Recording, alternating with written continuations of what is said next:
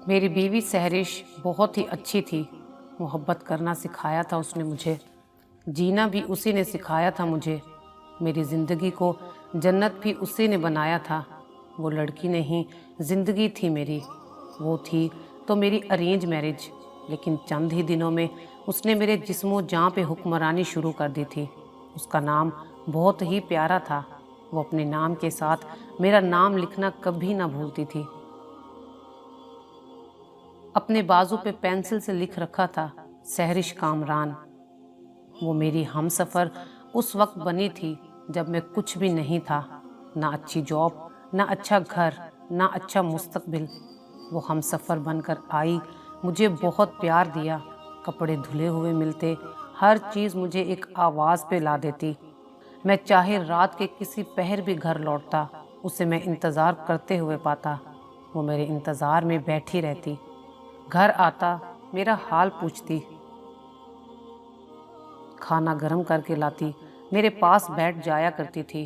फिर बातों ही बातों में मुझे कहा करती, कामरान आप जल्दी आ जाया करें। पता है मुझे कितनी फ़िक्र लगी रहती है आपकी। आप मुझे फ़ोन करके भी तो नहीं बताते। मैं मुस्कुराने लगता, उसकी तरफ देखता। मुझे महसूस हो जाता उसने अभी तक खाना नहीं खाया।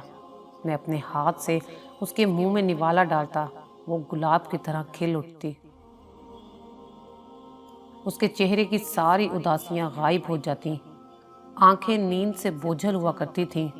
सुर्ख आंखों से मुझे कहती, कामरान जल्दी खाना खाएं, मुझे नींद आई है। मैं जानता था उस पागल की आदत थी मेरे बाजू पे सर रख कर सोना। मैं खाना खा लेता तो जल्दी से बर्तन किचन में रख कर आती, मेरे पास लेट जाती। मैं टीवी ऑन करता, उसे मेरे बाजू पे सर रखते ही नींद आ जाती। अजीब मोहब्बत थी उसकी। मेरी आगोश में उसे सुकून मिलता था, और शायद मुझे भी। मैं टीवी देखते देखते सो जाता। हर सुबह उसकी आवाज़ मुझे जगाती थी।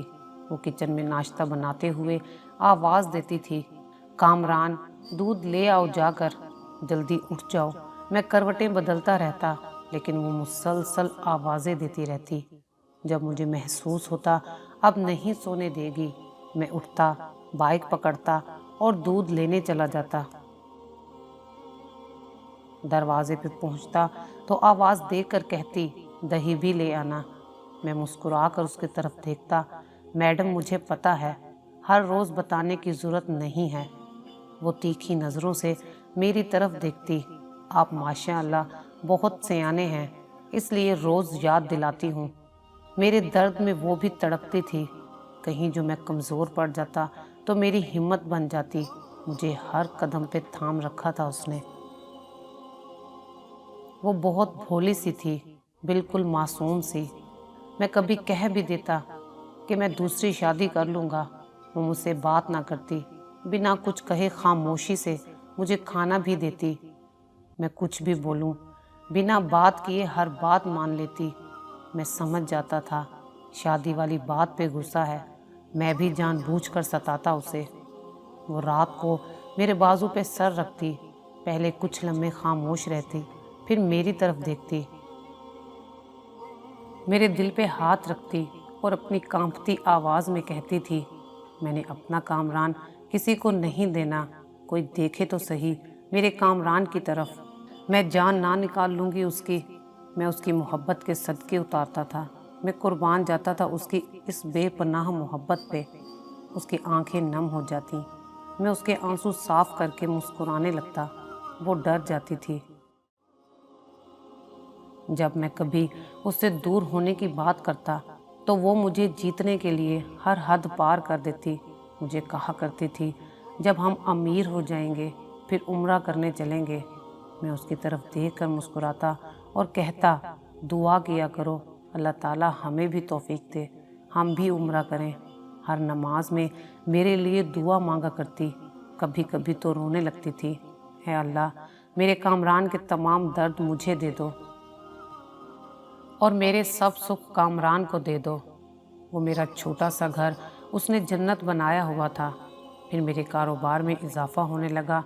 मैं कामयाबी की सीढ़ियाँ चढ़ने लगा। वो बहुत खुश होती थी। اللہ کا شکر ادا کرتی۔ میری ہر کامیابی پہ وہ اپنی سہیلیوں کو بلوا کر قرآن خوانی کروایا کرتی تھی۔ میں اس کی دعاؤں سے ترقی کرنے لگا، پھر اچانک میں اس سے بے وفائی کرنے لگا۔ میرے ساتھ کام کرنے والی ایک لڑکی میرے بہت قریب آ گئی۔ وہ لڑکی جادو بن کر میرے حواس پہ قابو پا گئی۔ اس لڑکی کی ادائیں مجھے بھانے لگی تھیں۔ وہ ماڈرن، پڑھی لکھی جینز پہننے والی لڑکی تھی۔ مجھے اس سے اور اسے مجھ سے پیار ہونے لگا۔ میں سحرش کو دھوکہ دینے لگا تھا۔ سحرش بیچاری جانتی بھی نہیں تھی اس کے ساتھ کیا ہونے والا ہے۔ میرا انتظار کرنا، میرے ساتھ کھانا کھانا، میرے لیے دعائیں مانگنا، میرے بازو پہ سونا، وہ تو پیار میں ہر حد پار کر چکی تھی۔ لیکن میں مرد تھا نا، میں کب قدر کر سکا اس کی۔ پھر ایک دن سحرش کو مجھ پہ شک ہو ہی گیا۔ وہ مجھ سے پوچھتی، آپ کس سے دیر تک بات کرتے ہیں باہر کھڑے ہو کر؟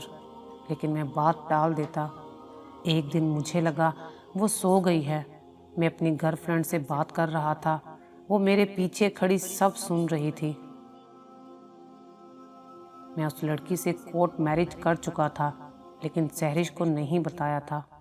میری ساری باتیں اس نے سن لیں۔ میری دوسری بیوی مجھے بلا رہی تھی۔ جب میں نے فون بند کیا تو سحرش سامنے کھڑی تھی۔ میرے چہرے کو اپنے ہاتھوں میں بھرا اور رو کر کہنے لگی، کامران کیوں کیا ایسا؟ مجھے کچھ سمجھ نہیں آ رہا تھا، میں کیا بتاتا۔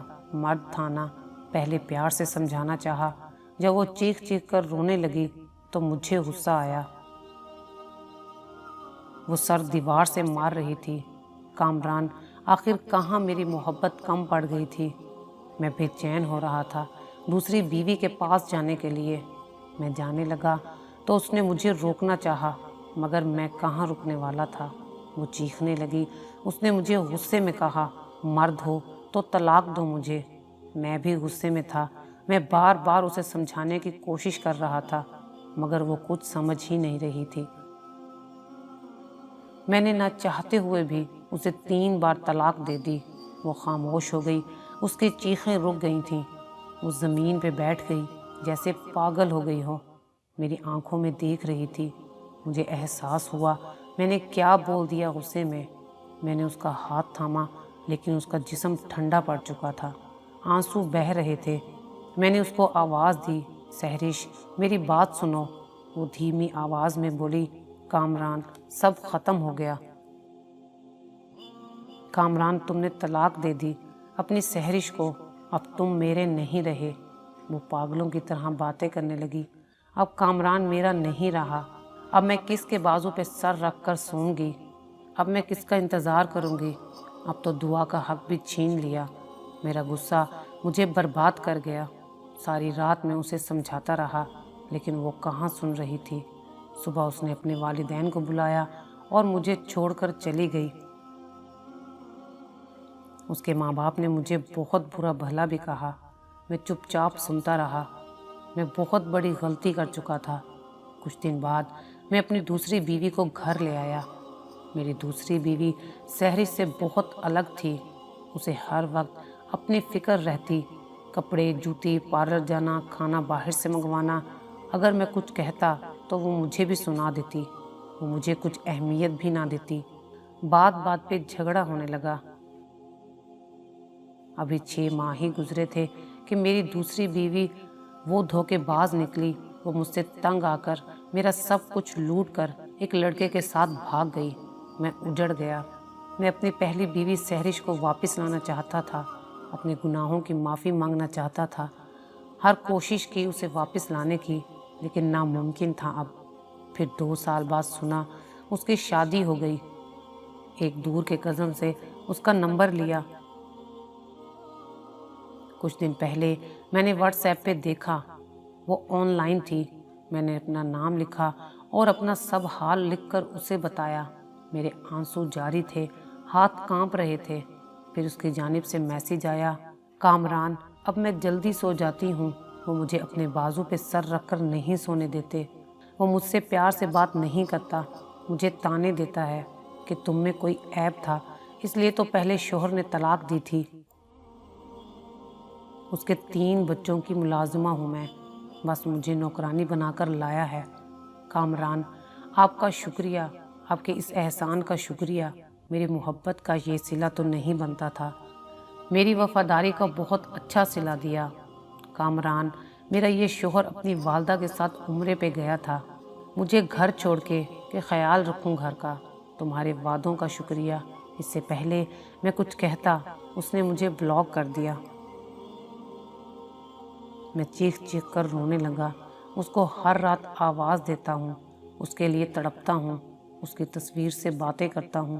اکثر لوگ مجھے پاگل سمجھتے ہیں، مرد تھا نا، اتنی محبت کرنے والی ہم سفر کے ہوتے ہوئے کسی اور کے خواب سجا بیٹھا تھا۔ میں زندہ تو ہوں صرف مر جانے کے لیے۔ ایسے تمام مردوں سے ہاتھ جوڑ کر کہتا ہوں، خدا کے لیے قدر کرو اپنی ہم سفر کی، کہ کہیں پھر میری طرح آنسو مقدر نہ ہو جائیں۔ میری بے وفائی نے سہرش کی زندگی جہنم بنا دی۔ دعا کرنا میں بخشا جاؤں۔ خودکشی کو دل چاہتا ہے لیکن خدا سے ڈر لگتا ہے۔ میرے گھر میں ہر چیز بکھری پڑی ہے، رو رو کر میری نظر بہت کمزور ہو چکی ہے۔ ڈاکٹرز کہتے ہیں ایسے ہی رہے تو کچھ عرصے میں اندھے ہو جاؤ گے، مگر کیا کروں، اب مجھے روئے بغیر سکون نہیں آتا۔